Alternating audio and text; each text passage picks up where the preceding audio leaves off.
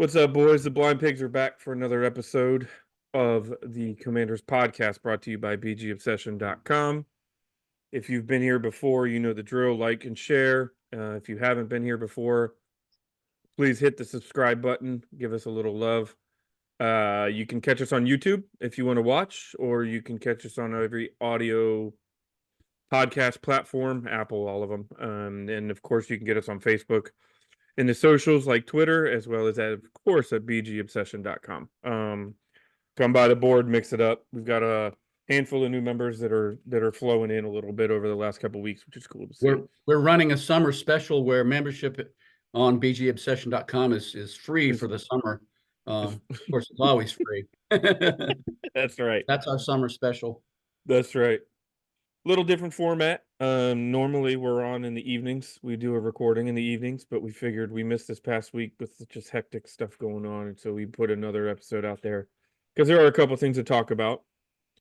The first one I wanted to talk to you guys about, and I know John just completely shattered my heart when he admitted that he hadn't watched Commander's Log yet, but Chris has. So, Chris, I'm interested to hear your thoughts on the most recent Commander's Log, which went kind of behind the scenes a little more with the Darryl Green number induction, as well as a lot deeper into the behind the scenes of the draft. My number one takeaway, outside of the fact that I thought it was very well done, very professionally produced, was just how absolutely calm, cool, and collected Adam Peters was running his first draft. He just seemed in full control, knew exactly what the plan was, what they were going to do, had some good interactions, especially with Howie Roseman, where he didn't allow himself to get bullied, etc. But he just continues to impress me. He looks like someone that's been doing the job for 5 years, not someone that's been doing the job for 3 months. You got to wonder, Chris, if he wasn't doing the job more than maybe we realize in San Fran, right? Yeah. Hard to know, but I know I've heard rumors about that like he was really behind a lot of their success more so than the guy he reported to. And I think Lance Newmark is perhaps much more a part of the equation than any of us really thought. Because he was, a name that just came in, spent a lot of time in Detroit, but he really seems to have a very good relationship with Peters, a very good relationship with Quinn. And the other thing was that Josh Harris was there. He deserved to be there. I would have been there. But he really seemed like a sponge, just trying to soak it all up and, tell me how it did, and this is good, right, et cetera, et cetera. He didn't, put himself into the mix at all, which I think we all hoped that would be the case. But he really just seems to have an interest in seeing how it all works and going through his first draft, NFL draft. Think about the dramatic contrast in someone like Harris and kind of what we've seen and heard from him versus Dan Snyder kicking the door in and demanding that they pick Dwayne Haskins, in the first nonsense that went on before that. It's just like night and day different. It really is. It's a whole new day. It really is. And it was awesome. They were talking, there was the time leading up to when Sinnott was picked, and they had his name circled and they called it in, and Harris walked over and he kind of said, "Are we going to be able to get him on the field with Zach here?" And both Harris and Kingsbury were both like, "This is a versatile guy. This is a," you know what I mean? It wasn't critical. It was actually intuitive. It was, I want to know more. You know what I mean? And it was not, "Oh, that's a bad pick," or "What are you doing?" It was like, I know we just paid for Zach, but now you're talking about a tight end. Elaborate a little bit so he could understand everything. And he was asking some questions. You heard some of the questions he would ask every once in a way to Peters. And again, it was questioning. It wasn't questioning and criticism. It was questioning and like trying to understand the process and the thought process, which was really cool. I loved how Peters talked to literally every position coach when they were about to draft a player in that position group.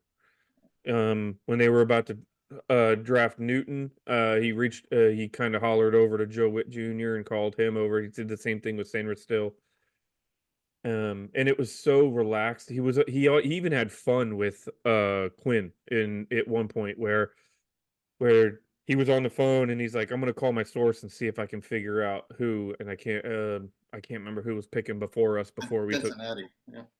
Yeah, Cincinnati's gonna take. So Quinn's over talking to Harris, and then Peters kind of takes the phone, he kind of puts it down, he goes, Cincinnati's taking Michigan. And he pauses, and like I think it was Newmark was sitting next to him, and he kind of was, and he goes, defensive tackle. And he's like, you can't do that to me. You got him at, you know what I mean? Like, this guy had complete control of his room. It was never bigger than him. You spoke to the Howie Roseman thing. He's on the phone with Howie Roseman. And if you watch it, you hear him go, yeah, it's this, and this. Okay, it's this. And then he goes, no, I didn't say it was that. You don't get, because like Howie Roseman tried to rope-a-dope him into getting a higher pick. And it was cool to see him just control it. I mean, he was in total control, completely confident in the decisions he was making, had no questions about it. And they liked their board. Their board was there. They went with their board, and that's what they felt that they needed to do. Yeah, I think Roseman was trying to play chicken with him, and Peters Mm-hmm. was having nothing to do. He had to call 4 times, and he kept going. And he finally turned to Josh Harris and goes, "Was it done?" He goes, "No, he's going to come back." Yeah. So it was good. The other thing Um. Mhm. one last thing that it took away from me, and I know it's television. I know it's made for television, but I'm very impressed, if not maybe too much impressed, by the quality of the guys they drafted. Every one of them seems like 100% a solid citizen, and in addition to being talented athletes, um, everyone said exactly the thing you would hope to hear from every one of them. Um, and I'm excited. So the other part of the commander's log was the little bit more in depth about Daryl Green's number retirement. And we don't have to go big into it because we kind of talked about it on this podcast. But I will say the stark contrast of what went into this production of creating this moment for Daryl Green is so much different than what we've seen in the past. And if you watch it, Mitchell Rails is hugging Daryl Green at every corner of this thing. And I mean, he is right there. And that's the difference between an owner that is really interested in making this special for the player and an owner that's really interested in trying to make this special for marketing. Um, Nothing about the video was to market. You know what I mean? There's no gimmicky picture in front of Sean Taylor Drive. Like, I hate to say it that way. There's no uniform on display with Daryl Green's number that looks like it's on a mannequin.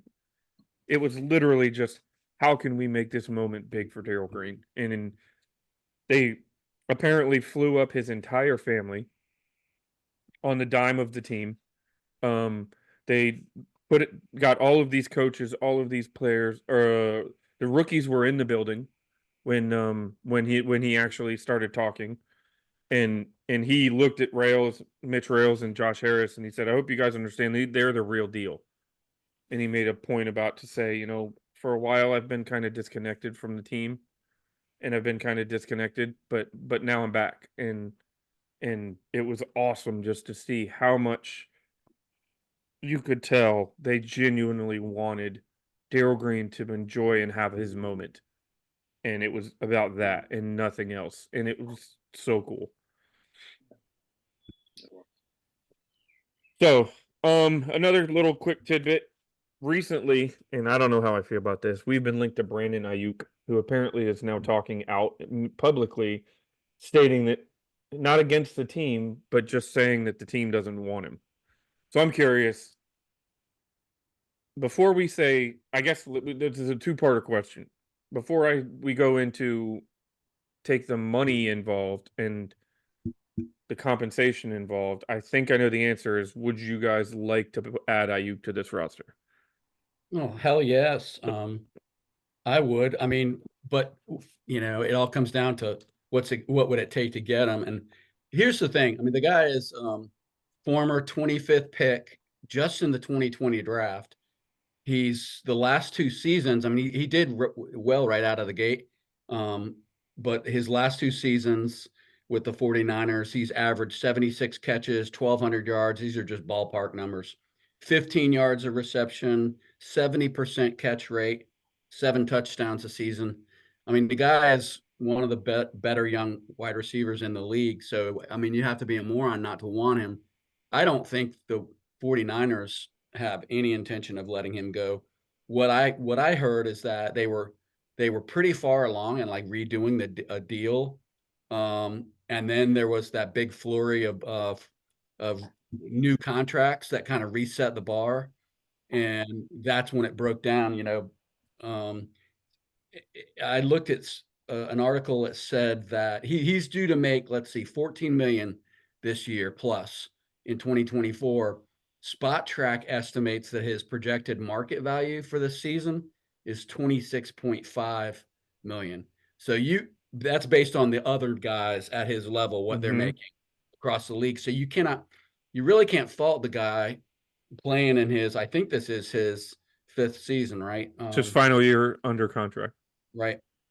So you can't blame him for squawking about, either like do a deal and make my pay competitive with the rest of the NFL. So I think they'll get a deal done. I can't imagine they're going to let a guy that young and that good go. I don't know. It's kind of weird that he's actively campaigning. That to me is a little bit different because I think most agents would be telling their player like, hey, just, stay off social media. We don't want to piss them off right when we have some leverage here. So I don't know. I would love to have him, but the bottom line is,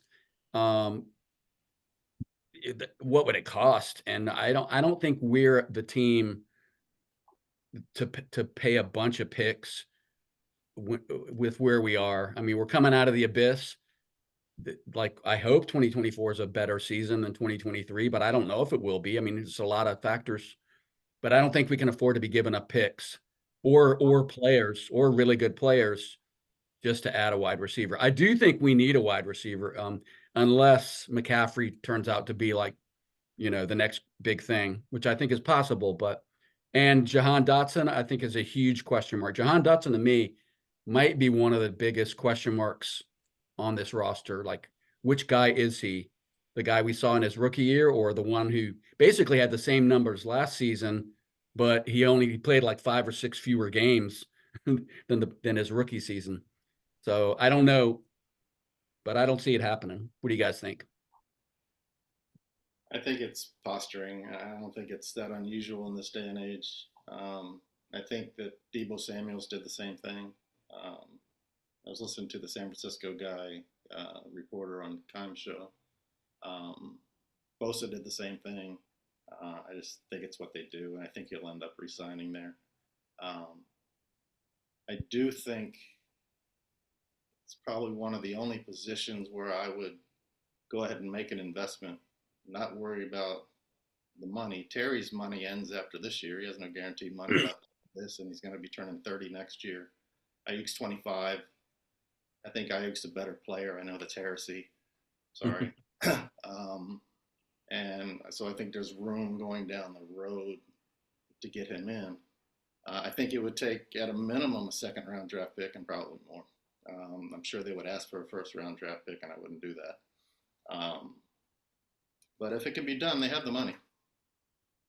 I heard that the 49ers in Washington had talks about Aiyuk before the draft, but it never went anywhere. I'm surprised. If they were going to get rid of him or let him go or not want to redo it, I would have thought they would have done it around the draft. Yeah. Well, I guess part of that also is looking at their draft and what they did in the draft. And now I should have had this in front of me, but I'm going to pull it up right now. They actually took, in the 1st round, Ricky Pearsall, a wide receiver out of Florida. And then in the 4th round, Jacob Cowing, a wide receiver out of Arizona. So now you've got Devo. You've got McCaffrey, who's kind of he's a slasher. He's not a standard between the tackles running back. He's going to be an apparent in the pass game. You've got Kittle, who's, again, going to be apparent in the pass game. And now they've invested 2 draft picks, 2 mid to early draft picks, including a first rounder and a wide receiver. So I do wonder if they are posturing to move him on. But beyond that, I would love to have him on the team. I think he would be massive as a really good number 2. He probably supplants Jahan Dotson there, in my opinion. To your point, Chris, I agree that he has not been as successful as, or he has been a little more successful than Terry. If you look, but statistically he hasn't. But I also do wonder. I mean, if Terry McLaurin was in a Kyle Shanahan offense, what would his numbers look like? And then if he also was arguably the 3rd or 4th rated weapon in that offense, what would his numbers look like? So that question does come about Aiyuk a little bit. Is what's going to happen when they don't have to focus on Debo, Christian McCaffrey, and George Kittle before they have to think about you when they're game planning. So there's a little bit of that there, not a ton. But I don't, beyond the draft compensation, and yes, we might have the money. I don't know if I want to sign up for $30 million a year, because I think that's what's going to be. Let me ask you this then. Would you pay Terry McLaurin that money again in a year or so from now at his age? Because you're going to have to if you want to keep him. Or close to it. Not that you have to pay him I 30. think I would, and the reason why I say I think I would is because, to the point with Aiyuk has been the 4th guy on an offense in one of the most like forward-thinking offenses that we've had in this league. And Terry McLaurin has just been the exact opposite, and he's almost been as effective or even more effective. He has been in 4 different offenses. He's done it with 6 or 7 different starting quarterbacks. He's been in 2 different offensive schemes that currently don't have offensive jobs in the NFL. Scott Turner is a pass game coordinator with the Raiders, and last I heard, Bieniemy is not even employed right now in the NFL. So I mean, it makes me wonder. You know what I mean? The bigger question is, would you pay both those guys $30 million? That's where, right, and that's what it is. Right. So yeah, it's beyond the 2 and the 4. You know, they say the 2nd and 4th might get him. I think I would do that, because chances are you're not going to get a guy to his caliber at a 2. You know what I mean? He's probably a 1st-round talent. The only problem then is you give up a 2 and a 4, and you've got to pay him, and you've got to pay Terry. So it's I think the offense immediately gets better if he's on it. Let me put it that way. He's definitely valuable. I don't know if you guys have noticed this, but it seems like the last couple of years, like the big name free agents are not getting the crazy, insane deals like they used to. Like, it just seems like I can't give any examples off the top of my head, but it just seems like the crazy, absolute crazy deals that used to go on it don't happen anymore, or as much with free agents. So San Fran may have drafted that 1st rounder kind of as an insurance policy, but that I don't know that they're going to get a 1st round pick for him, and that they may be asking for 2 1st-round picks. You don't know what they're asking.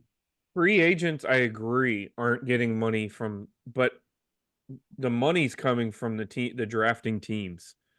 Like, if you look at the Justin Jefferson, there's another big one that just went out not long ago, Jamar Chase. There's been a couple big ones that, like you said, the wide receiver market kind of reset itself up higher, and I'm not referring to salary, by the way. I'm referring to like what teams have to give up in terms of picks. I'm not talking about free agents. Oh, you're talking about for like a trade? Yeah, that's fair. So other rumor I heard out there is, well, not a rumor, but there's been a lot of noise around David Bakhtiari, like mostly promoting himself, like I still can play. Would you guys have an opinion on him? I think he's going into like his 12th NFL season. Although you could argue he's a lot younger than that because he hasn't played. He doesn't play, yeah. No, I mean, we need a left tackle. He's going to walk in. He's going to be the starting left tackle at a minimum, right? I don't know if they think they need one. I agree with you that if they signed him, he'd be the starter. But I think they think Brandon Coleman can do it, man. I really. If they had confidence that he could play 14 games, I think they would do it. I don't think anyone has confidence in the league that he can play 14 games. Yeah, so the last time he played a full season was 2019. The last time he played a significant part of a season was 2 years ago. He played 11 games in 2022, but that's sandwiched between 2 seasons where he was out for the entire year. So, yeah, I think that's why they won't go anywhere near him. I don't think they will. I think he's like a Chase Roulier situation. Great guy when he's there, he's just never there.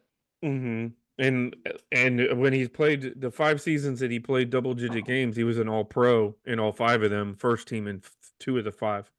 So he was a second team All-Pro the other 3. The guy, I mean, I think he's another one. If we were to sign him, he instantly makes the line better. But it comes on how long you can keep him on the field. So, yeah, 13 games in the last 3 seasons. One game he got hurt, 11 games, and then 1 game he got hurt again. I will say he had 1 target in 2022, so that could be a dynamic game changer on offense right there.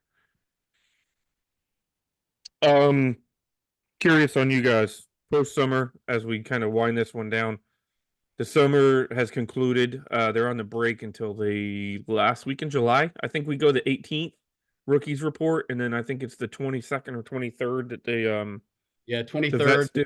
practice is the 24th. Mm-hmm.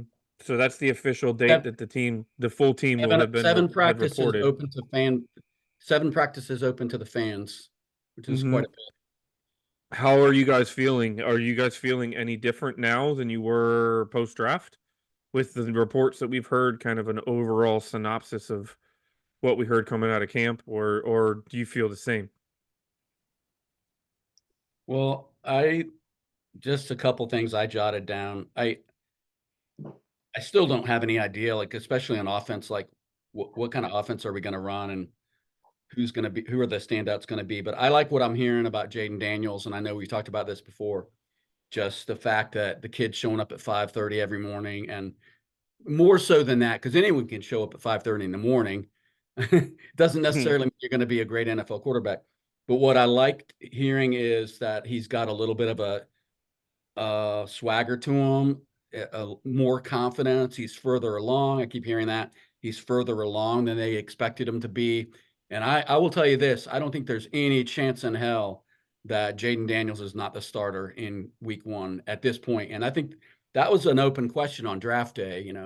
Would he be able to, progress that quickly? So that's probably the number one takeaway just from the reports I've heard. I'm worried about the kicker situation. We've got Ramiz Ahmed, who's never I don't believe he's ever kicked an NFL field goal. Forget making it or missing it. He's never kicked an NFL field goal. He played 1 game for Green Bay last year, and no field goal attempts, just kickoffs. So that's concerning because a kicker can make a pretty big difference. So I hope we're not done at the kicker position.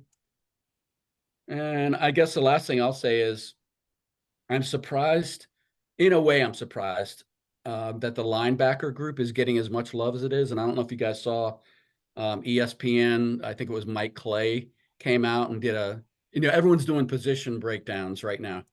And he did the linebackers across the league, and the Commanders were the only team with a perfect 4.0 score. And I guess he's basing that on Bobby Wagner. We brought in Frankie Louvu. We drafted Jordan McGee, who by all accounts is looking pretty good. We drafted him in the 5th round, and then Davis in kind of maybe a revised role. So I'm still shocked by that because we were like 26th in last season's. Yeah, but it's a whole different unit.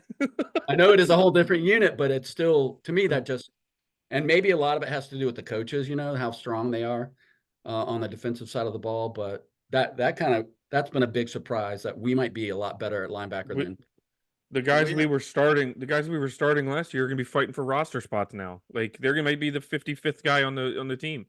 I agree that there's how could we not improve? I get that part of it, but to say we have the best linebacking core, maybe that's not what he's saying. I think what he's saying is we improved it the most. we have transitioned from Jamin Davis being our best linebacker to, does Jamin Davis make the final 53? That's And that's how big the right, change is. and if he's going to make it, it's likely not as a linebacker. Right. It's as an edge rusher. Correct. I saw the same thing. It is a little.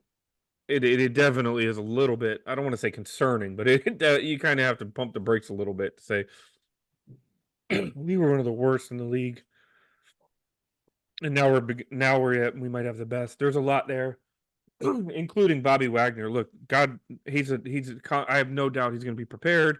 He is the consummate All Pro. He's one of the best linebackers in the NFL over the last 10 years. He's also not in a system that he's familiar with yet. So there's still going to have to be a learning curve. These guys are playing in the NFL. To expect them to be in there week one playing at the same level in a system that they've been playing in for 10 years is impossible. It's not fair. And that's one of the reasons I've gotten into conversations with people about this year. You know, this team's good enough to win 9 or 10 games. Yeah, the team is probably talented enough to win 9 or 10 games. Everything involved is talent is probably good enough to win 9 or 10 games, but there's a lot that has to happen to win in the NFL and a lot that has to go right. New defense, we got a completely new coaching staff. We have now turned over 60% of the roster, which is Yeah. might even be more by the time we break camp again. You know what I mean? All of these things involved, and then in addition to that, so you have a bunch of people who've never played together in a system that they've never played in. The coaches And haven't been together. I mean, we've got a lot of, right. but it's kind of crazy, right? If we were a pretty good team last year, which we were not, but if we had been, and all we did was bring in a rookie quarterback, that alone would be a huge question mark. Like we literally, you could be having the same exact conversation between, are we going to win 5 games or 11 games Right. with a rookie quarterback? You don't know. I mean, you just don't know what's going to happen. So that's just the tip of the iceberg in what we're dealing with in terms of so much. I mean, we've never had a. Have we ever had a season with so much change? I don't think we ever have. Maybe when George Allen came in the first time out, with brought in all the old Rams with him, but Yeah, the Ramskins. Not until week 6 when Joe Gibbs' first season did we see as much change as we've seen now. Like it's so to look at it not only at the linebacking core but as the entire roster goes and everything. There's so many things that need to come together to win 11 games in the NFL. You know what I I think mean? The Chiefs, who have won 2 Super Bowls, are going to fight to win 11 games this year. Sorry, Chris. to answer to go back to your original question, I feel filled with a sense of optimism for what is going to happen down the road. And I Mm-hmm. don't think 2024 is down the road. I think we're on that road. But 25, 26, everything that I've seen, the intentionality of everybody within the organization um, is something that, quite honestly, I never thought I'd have the opportunity to witness again. And I'm very excited about that. I don't know what 2024 brings. I'm probably in the 7 wins camp. They could surprise and win 8, maybe. They could win 5. I don't know. But I really don't care either, because I think the foundation has been poured. And I think that that's going to reap benefits on a continuing basis down the road. I agree. As far as the original question, I don't feel very different. I I guess I'm excited to see the right things happening. You're seeing the videos of the guys working out. You're seeing the videos and you're hearing the reports of. And Chris, your name on YouTube kind of makes a joke about balls never hit the ground. I mean, ESPN was talking about it the other day where it just happened to be on, and he was talking about the reports coming out of camp that that there are very few incompletions. The ball is where it needs to be, and even if they're throwing against ghosts, it's still where it needs to be. Guys aren't, having to try hard. So there's a lot of the right things. Now, if you were to hear that he was sailing the ball, or that the defense was getting abused, or that the offensive line was getting demolished, or any of these things, then it's like, well, there's a concern there, but that's not the case. So we're hearing the right things. Does that equate to wins? Does that mean that the team's going to be better than I thought it would be? No. It just means it's not going to be as bad as I thought it could be, if that makes sense. I So, was I was excited when they drafted Jaden Daniels. mhm. I'm much more excited today than I was the day they drafted him because of everything I've seen since draft day. I think there's so much that's, it's like a big Christmas present that got unwrapped, and you're like, and there's another one. Um, he's ringing every bell. He's doing Mhm. everything right. Uh, all his teammates are saying all the right things, and I don't think that they're being political. I think they see it. I think they're drawn to him. I think there's something there. I think he has that something that you can't define, but you know what it is when you see it. And I just hope that keeps his head on straight and he continues and we watch that Mhm. blossom bloom. This is the absolute worst time of the year for NFL fans, and Mhm.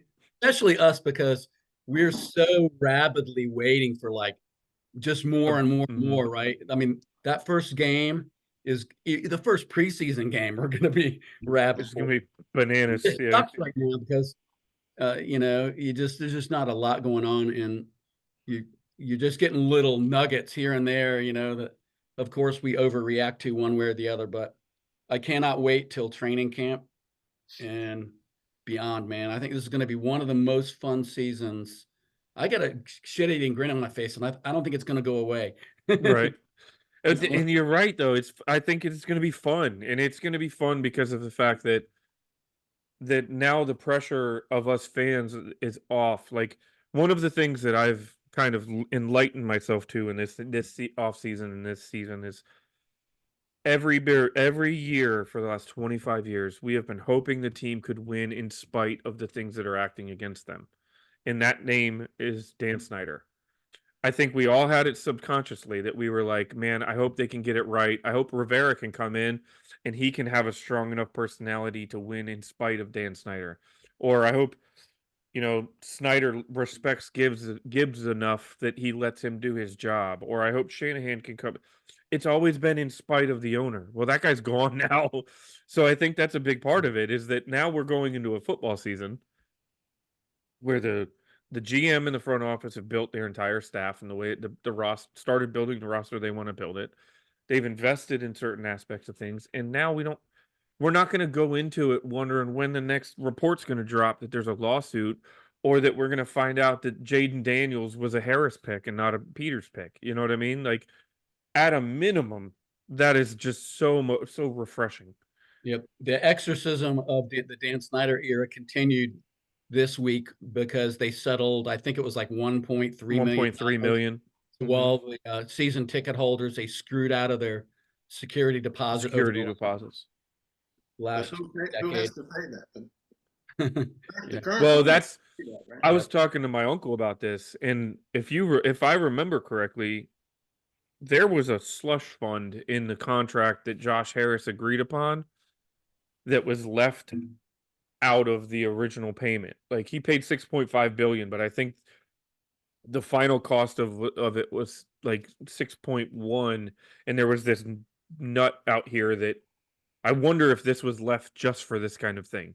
Yeah. You know what I mean? That if there's lawsuits that come up between the sexual harassment and other things, it's going to come out of this fund and it's going to reduce the purchase price of the because he wanted, remember the indemnity or whatever that stupid word was, that indemnification that Snyder was screaming about or whatever. It's the last couple weeks of this thing drug on. So Yeah. I wonder if that's what happened. I hope that's what happened. I'm sure it was cooked into the purchase Hmm. price.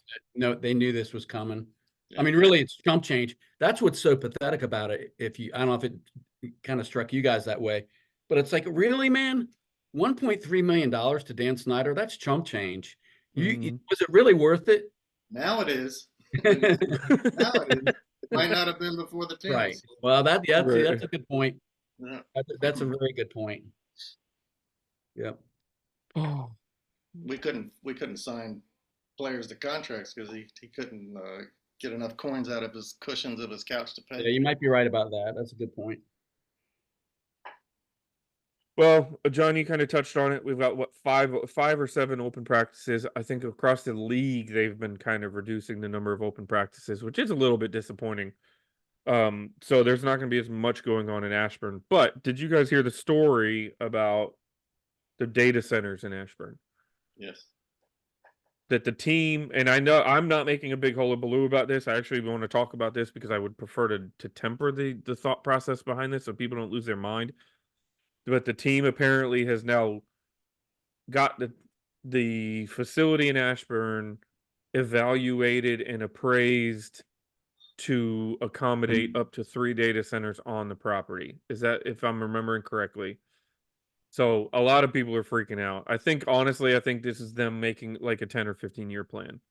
They weren't going to stay in Ashburn. The facility's a dump. Yeah, it's a futures deal. Yeah. So if they can then sell the property to a couple data centers, people who are going to pay 15 to 20 to 50% over value, because that's what they're doing out here now. It's just lining them up so that they know kind of what their budget is to look for a new facility. Would you guys care if it wasn't in Ashburn?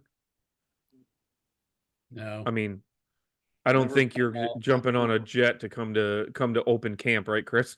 Right, correct.